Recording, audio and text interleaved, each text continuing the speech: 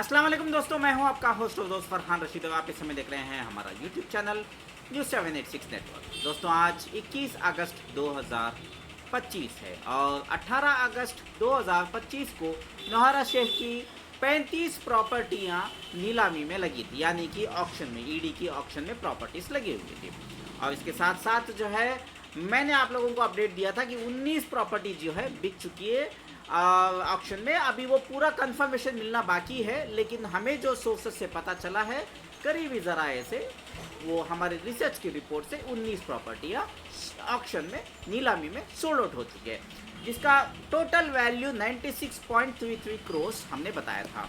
96.33 करोड़ पिछले ऑक्शन में करीब 65 करोड़ 65 करोड़, सो टोटली 161 करोड़ का अभी तक नीलामी में जो है अमाउंट कंफर्म हो चुका है।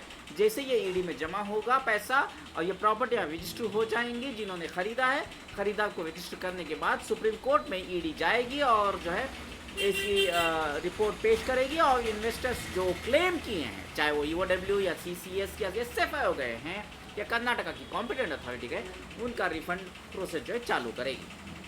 खैर ये बात तो छोड़िए, अभी मेन मुद्दे की बात आज मैं वीडियो में इसलिए आया हूँ मेरे भाई बुजुर्ग और दोस्तों, कि नौहरा शेख ने वो जो और मुत्तु स्वामी जो है, इन लोगों का कहना ये है कि ये जो ऑक्शन था ईडी का, ये गैर कानूनी, इलीगल है बोल के ये लोग हाई कोर्ट गए थे और हाई कोर्ट में इस पर स्टे लगाने के लिए गए थे।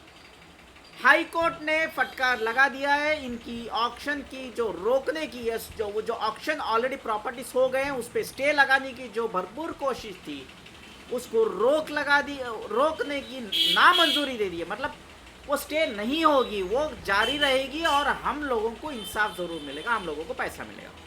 हाई कोर्ट ने इनकी अपील को नामंजूर कर दी। एक और बात बता देता हूँ, ये सुप्रीम कोर्ट के डायरेक्शंस पे जो है एमएसटीसी की वेबसाइट में ईडी ने ऑक्शन पे लगाया था, तो इसको रोकने के लिए नौहरा शेख को सुप्रीम कोर्ट ही जाना पड़ता है। हाई कोर्ट जाने से कुछ नहीं होता, क्यों? इसी वजह से जो है ये सीधा डिसमिस्ड हो गई है, डिसमिस हो गई है ये।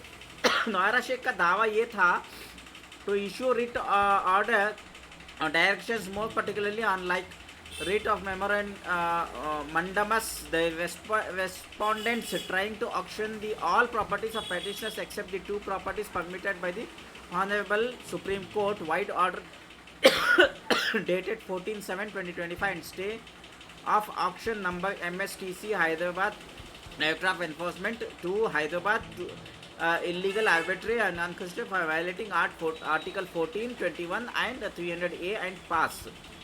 उन्होंने अपील किया था कि इसको, ये इलीगल है, इसको स्टे लगा दिया जाए।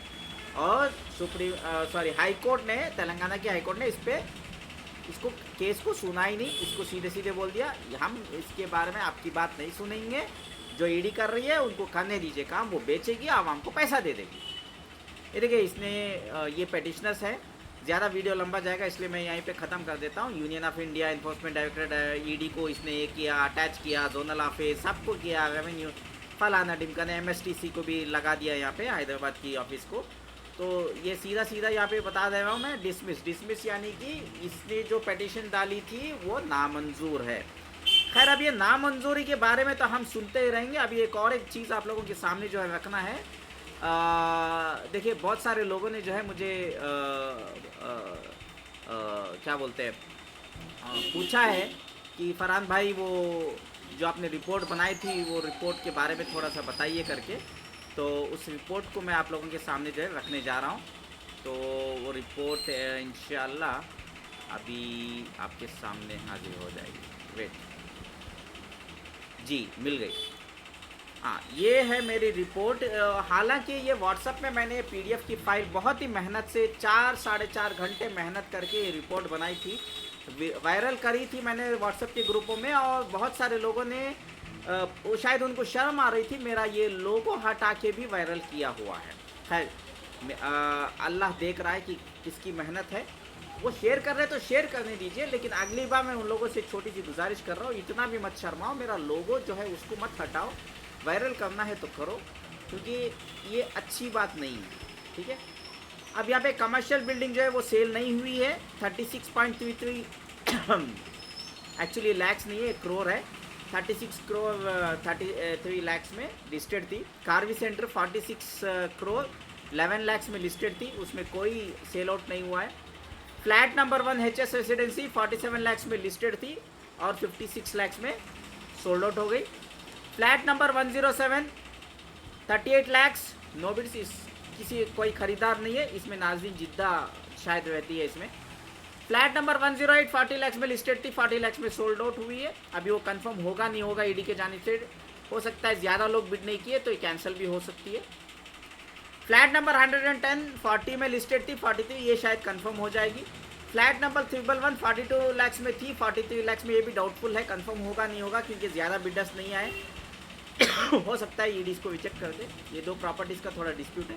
फ्लैट नंबर 112 38 लैक्स में लिस्टेड थी, 41 लैक्स में, तो इसमें ये शायद मंजूर हो जाएगी। अब्दुल खलीम का विल्ला 9 करोड़ 81 लाख 9.8 करोड़, इसमें किसी ने हिस्सा नहीं लिया, नो बिडिंग्स। बिल्किस मंजिल जहाँ पे नौरा शेख रहती थी, जहाँ पे वो कैट वॉक फूलों का हार लगवा के वो जेल से बाहर आके जो हंगामा करी थी, वो घर जो है 14.88 करोड़ में लिस्टेड था, 15.53 करोड़ में सोल्ड आउट हो गया। उसके बाद एक और विला है 15.31 करोड़ में लिस्टेड था, उसमें किसी ने खरीदा नहीं। फिर कुंदापुर में बहुत ज़बरदस्त लड़ाई चली थी, करीब 5 बजे तक इसकी लड़ाई चढ़ी थी बिडिंग में। 2.15 करोड़ में लिस्टेड थी, 3.59 करोड़ में वो सोल्ड आउट हुई है। दूसरा कुंदापुर का एक और विला था वो भी 2.15 करोड़ में लिस्टेड थी, 3.53 करोड़ में सोल्ड आउट अल्हम्दुलिल्लाह। एग्रीकल्चर लैंड एक थी वो 4.52 करोड़ में लिस्टेड थी, 5 करोड़ 4 लैक्स में सोल्ड आउट अल्हम्दुलिल्लाह। फिर और एक है, इसमें बहुत सारा लोचा है, 215 सर्वे नंबर, ये 10 एकड़ की ज़मीन 19.24 सॉरी ये वो नहीं है, ये दूसरी है, ठीक है। ये 19.24 करोड़ में, इसमें कोई बिडर्स नहीं आया। फिर 23 एकड़ की लैंड थी, एग्रीकल्चर लैंड चवेला में, 21.53 करोड़ में लिस्टेड थी, 21.63 करोड़ में सोल्ड आउट हुई है, लेकिन ये कंफर्म होना बाकी है क्योंकि इसमें ज़्यादा बिडर्स नहीं थे। एग्रीकल्चर लैंड 230 सर्वे नंबर है, वो 10 एकड़ की लैंड जो थी वो जिसमें ज़्यादा लिटिगेशन है, 10.5 करोड़ में listed, no biddings. Flat number 103 27 lakhs में लिस्टेड थी, 29 लैक्स में sold out. Flat number 301 23 lakhs में लिस्टेड थी, 25 लैक्स में sold out. Flat number 106 24 lakhs 26 lakhs में सोल्ड आउट।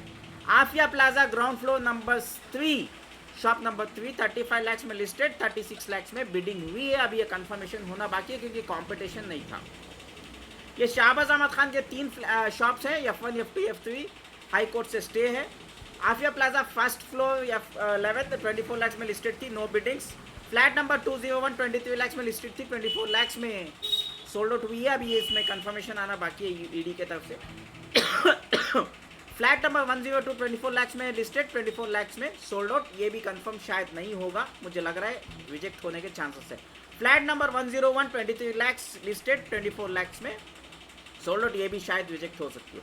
हीरा मार्ट माशाल्लाह 40 करोड़ 90 लैक्स में लिस्टेड थी, 42 करोड़ 49 लैक्स में बिक गई है, इंशाल्लाह ये कंफर्म हो जाएगी। राजेंद्र नगर का विला कंफर्म नहीं हुआ, 2.98 करोड़ में लिस्टेड थी, नो बिडिंग।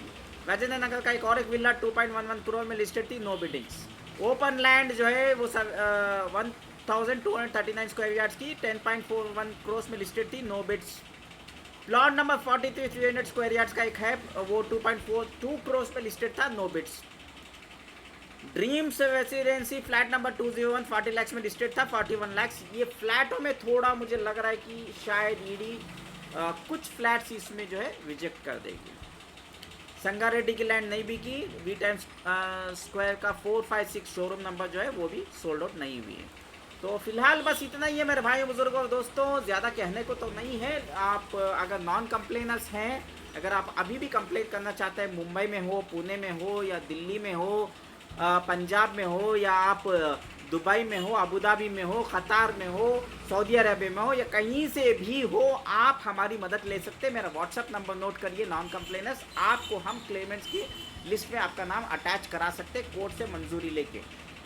ठीक है, तो मेरा व्हाट्सअप नंबर यहाँ पे स्क्रीन पे दिखाई दे रहा है, आप नोट करिए 9823658527। दोबारा से नोट करिए मेरा व्हाट्सअप नंबर 9823658527। शुक्रिया, अल्लाह हाफिज़। हमारे इस चैनल को सब्सक्राइब नहीं किया तो सब्सक्राइब जरूर करें और कमेंट्स में बताइए कि ये वीडियो आपको कैसा लगा और आप अबू हनीफा और मुतीउर रहमान को क्या कहना चाहते हैं। शुक्रिया, अल्लाह हाफिज़।